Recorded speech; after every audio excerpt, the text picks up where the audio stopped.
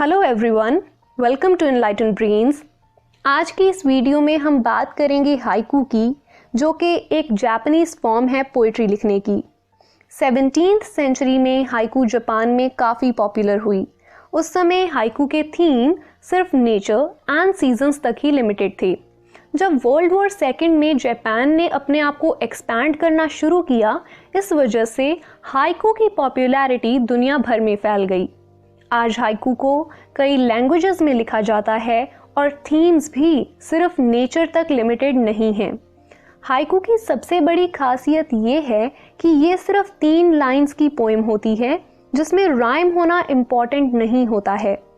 अब ये सुनकर आपको लग सकता है कि ये तो बड़ी आसान बात है, किसी भी थीम पर बिना राइम की 3 लाइंस लिख देना हाइकू नहीं होता है। इसमें बहुत इंपॉर्टेंट रोल प्ले करता है सिलेबल्स का, जिसको बहुत सारे राइटर्स इग्नोर कर देते हैं। सो आज की इस वीडियो में हम जानेंगे सिलेबल्स का role in writing haiku and आप कैसे एक हाइकू लिख सकते हैं अपने लिए। सो चलिए वीडियो की शुरुआत करते हैं ये जानने से कि आखिर सिलेबल्स होते क्या हैं। देखिए, सिलेबल्स कोई भी ऐसा वर्ड या फिर किसी भी वर्ड का एक पार्ट होता है जिसमें सिर्फ और सिर्फ एक साउंड आती है। इसकी एग्जाम्पल है हमारे पास मैट। अब जब हम मैट बोलते हैं तो सिर्फ और सिर्फ एक ही साउंड आती है और इसमें एक वॉवल का यूज किया गया है। बट जब हम बोलते हैं मैट्रेस तो हमारे पास 2 साउंड्स आती हैं, एक साउंड मैट की एंड दूसरी साउंड रेस की, और दोनों में वॉवल का यूज किया गया है। सो इट मीन्स जब हमने मैट बोला तो उसमें एक सिलेबल था, बट जब हमने मैट्रेस बोला तो उसमें 2 सिलेबल्स आई। अब ऐसी ही एग्जाम्पल्स को और देख लेते हैं सो दैट आप आगे जाकर इसको बेटर तरीके से समझ पाएं। जैसे जब हम डॉग बोलते हैं तो हमारे पास सिर्फ 1 साउंड आती है। जब हम बुक बोलते हैं, बेशक इसमें 2 वॉवल्स आपको लिखने पड़ते हैं, बट साउंड सिर्फ एक होती है। सो ये सारा का सारा खेल साउंड का है। जब हम पिकनिक बोलते हैं तो 2 साउंड्स आती हैं, जिसका मतलब है कि 2 सिलेबल्स हैं वर्ड पिकनिक में। जब हम फैंटास्टिक बोलते हैं तो 3 साउंड्स क्रिएट होती हैं, जिसका मतलब है कि इसमें 3 सिलेबल्स हैं। ऐसे ही 4 सिलेबल्स वाले वर्ड होते हैं, 5 सिलेबल्स वाले वर्ड होते हैं।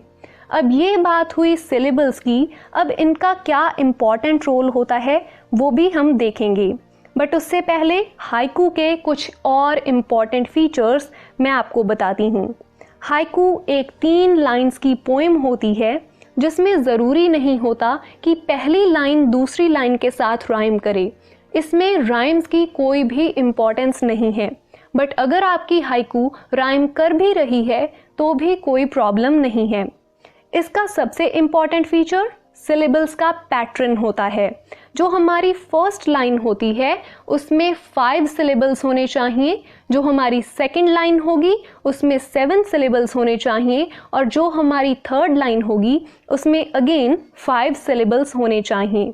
अब टोटल सिलेबल्स का काउंट हो जाता है हमारे पास 17, और ये बिल्कुल एग्जैक्ट प्रोपोर्शन में ही होने चाहिए, बिल्कुल उल्टा फुल्टा इसमें नहीं होना चाहिए।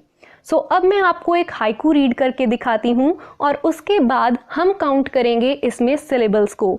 देखिए, 3 लाइंस हैं हमारे पास और क्या कहा गया है वो मैं आपको पढ़ के सुनाती हूँ। Fog obscure the way, there is nothing I can do, I walk on and on। अब 3 लाइंस हैं, नेचर का जिक्र किया हुआ है और इसमें सिलेबल्स का पैटर्न देखिए।